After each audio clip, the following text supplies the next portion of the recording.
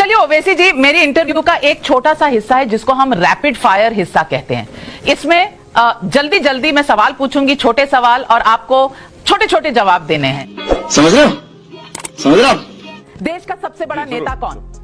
देश का सबसे बड़ा नेता कोई है ही नहीं अभी। देश का सबसे बड़ा नेता इंशाअल्लाह ताला देश की जनता ही है, जो भाग रहे हैं आप। सबसे बड़ा नेता कौन? आपको एक वर्ड में जवाब देना। चुप हो जा, सातवीं फेल। ना ना ना, मेरा मानना यह है कि इस देश में अगर सबसे बड़ा नेता हुआ है गांधी से बड़ा तो अंबेडकर। मेरा मानना वही है। अरे प्रेजेंट टाइम की बात करिए, हिस्ट्री खत्म हो गई है, कोई इतिहास का लेसन थोड़ी है। ना ना ना ना ना मैडम, हिस्ट्री तो कभी खत्म नहीं होगी अंबेडकर की। ना अंबेडकर की हिस्ट्री खत्म होगी, ना सालार की हिस्ट्री खत्म होगी। ये तो जिंदा हैं। हमको ये लोग फ्यूचर दिखाते हैं, ये लोग हमको उम्मीद दिलाते हैं अपनी कुर्बानियों से।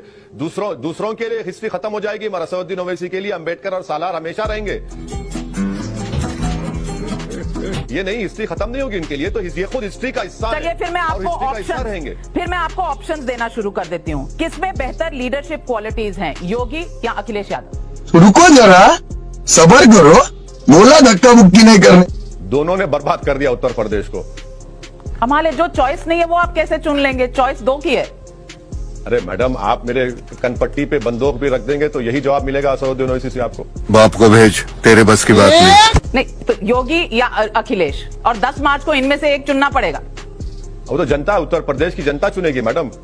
मैं तो कह रहा हूँ कि ओवैसी साहब, मैंने सुना था और मैं आपसे कई बार मिल भी चुकी हूँ। आप तो सीधा, सटीक, डायरेक्ट, नो कंफ्यूजन वाले इंसान हैं। आपको इतनी कंफ्यूजन क्यों हो रही है ये सवालों के जवाब देने में? रैपिड फायर है, रैपिड फायर के सेंस में करते हैं, नहीं तो कौन बनेगा मुख्यमंत्री में आप हार जाएंगे। कोई कंफ्यूजन नहीं है। अच्छा, सबसे स्मार्ट पॉलिटिशियन? मैं नविका कुमारी के शो पे हारने को तैयार हूं। कमाल करते हैं। सबसे स्मार्ट पॉलिटिशियन कौन है आज देश में? Smart politician? अरे अगर स्मार्ट होते तो देश में इतना इन्फ्लेशन नहीं होता। अगर स्मार्ट होते तो चीन हमारी जमीन पर कब्जा करके नहीं बैठता। अगर स्मार्ट होते तो कोविड की सेकेंड वेव में लाखों लोग नहीं मर जाते। कोई स्मार्ट नहीं है, सिर्फ सब अपॉर्चुनिस्टिक हैं और देश की जनता को हिंदू, मुस्लिम, मस्जिद, मंदिर के नाम पर धोखा दे रहे हैं और अपनी रोटी सेक रहे हैं। कोई स्मार्ट नहीं है मैडम, सब अपॉर्चुनिस्टिक हैं, सेल्फिशली काम कर रहे हैं और देश की गरीब आवाम उसका खमियाजा भुगत रही है। सर, ये रैपिड फायर नहीं है। सबसे अनस्मार्ट पॉलिटिशियन कौन है? ये तो आपकी लिस्ट लंबी होगी। ठीक है, चलिए क्या कहा आपने? सबसे अनस्मार्ट या अनस्ट्रेटेजिक पॉलिटिशियन कौन है?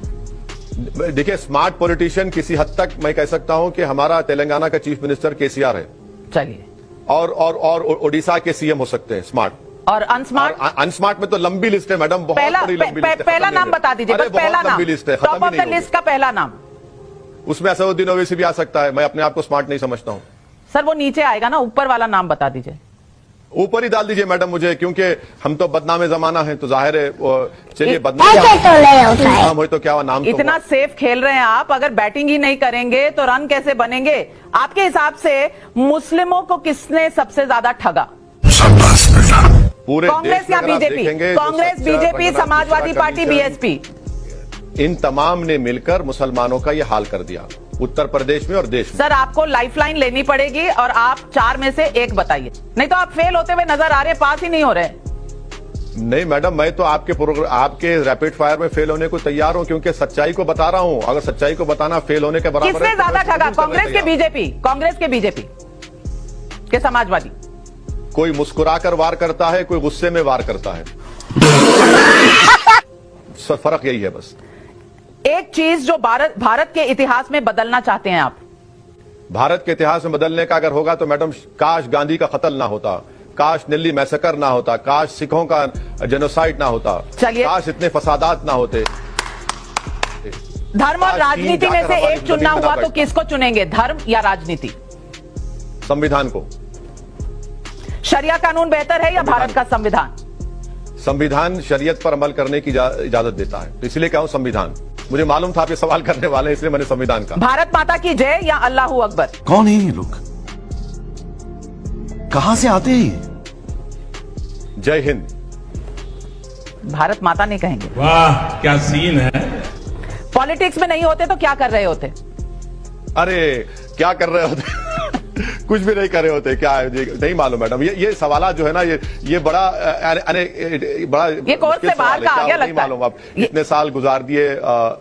पॉलिटिकल करियर का फाइनल डेस्टिनेशन क्या है? आपकी मंजिल क्या है पॉलिटिकल लाइफ में? मेरी मंजिल यही है कि जब तक अल्लाह मुझे जिंदा रखेगा, मेरी पूरी कोशिश ये होगी कि मजलूमों को इंसाफ मिले, भारत एक ताकतवर देश बने, भारत में ये गरीबी मुफलिसी का खात्मा हो सके, भारत में जो माइनॉरिटीज हैं, दलित्स हैं, उनको उनका जायज मुकाम मिले। ये 5 चीजों पर मेरी जिंदगी का ऑब्जेक्टिव है। नहीं मालूम जिंदगी की शमा कब तक जलते रहे, जिंदगी कब तक वफा करे, मगर ये कोशिश करते रहेंगे।